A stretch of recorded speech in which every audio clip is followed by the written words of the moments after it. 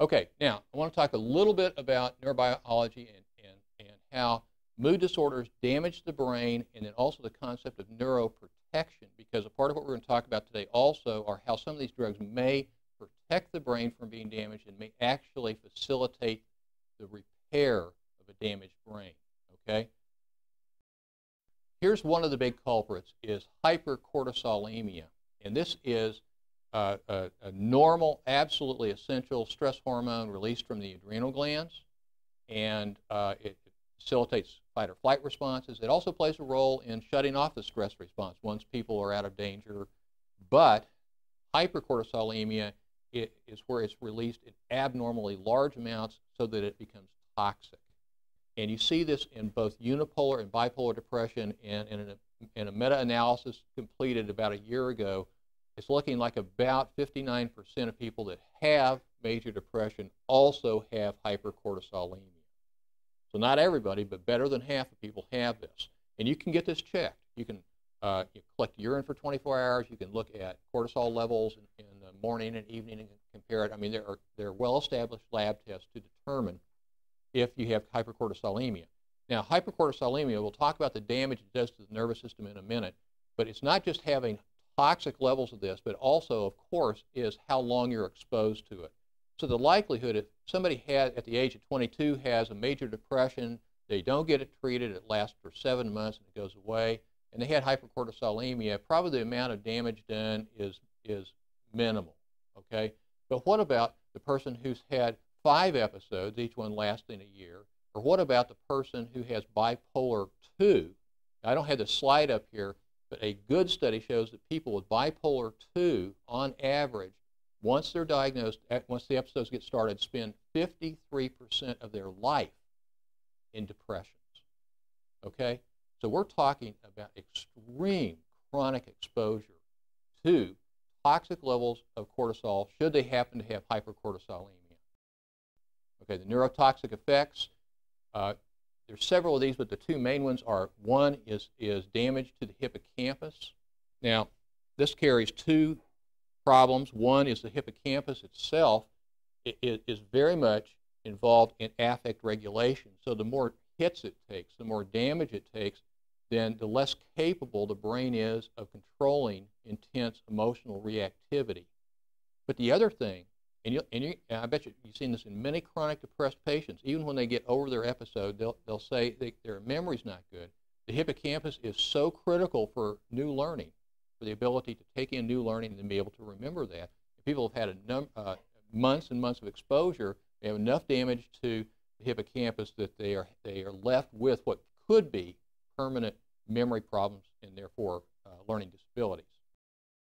The other major structure in the brain that is affected most strongly by high levels of cortisol is the anterior part of the cingulate gyrus. And this is the upper end part of what says number 2. It's a deep frontal lobe brain structure, and it's packed with cortisol receptors. It also plays a very important role in controlling anxiety and also controlling the release of cortisol, the HPA axis. In this one study, these are middle-aged adult bipolar patients, and they are representative bipolar patients. Some of them have been adherent, a lot of them haven't, many have had recurrent episodes. By mid-age, by 45, 25 to 35% in the reduction in the density of nerve cells in the anterior cingulate. So we're not talking about something that is only seen microscopically. I mean, it starts off on a microscopic level, but eventually you can see these parts of the brain wasting away progressively if you do repeated MRIs or other kinds of brain imaging studies.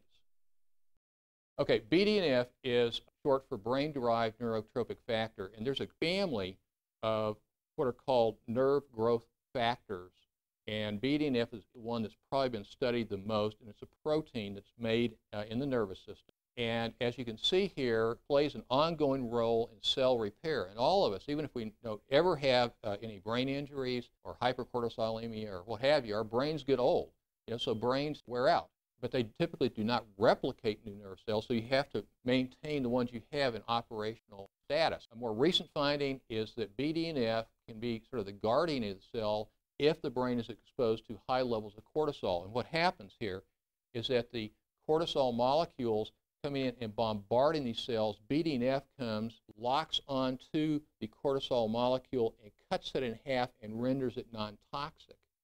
So even if your adrenal glands are cranking out huge amounts of this, there's like this guardian up in the brain that is deactivating the toxic effects of cortisol. Neurogenesis. 5.5 years ago, it was discovered that there are two parts of the brain that actually can replace brain cells. One of them is relevant to psychiatry, and it is the hippocampus.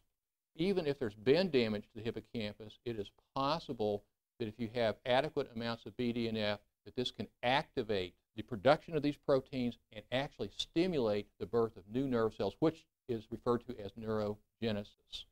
This is not just protecting the brain, but actually turning on a healing mechanism for this. Now, that's the good news. The bad news is BDNF is markedly reduced in depression. This may be one of the key biochemical problems in major depression, okay, unipolar and bipolar as well, shutting off the gene that codes for this protective protein. Then you'd have the double whammy of high cortisol and then the unavailability of the protective protein.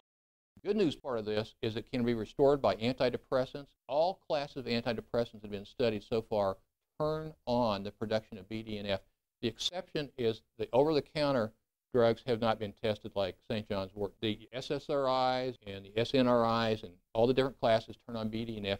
That may, in fact, be the main effect of antidepressants, is simply to reactivate what is more natural brain protective protein. Lithium is the real workhorse. It, more than anything, activates huge amount of release of BDNF, and finally is exercise. Here we have a nerve cell. This is in a petri dish.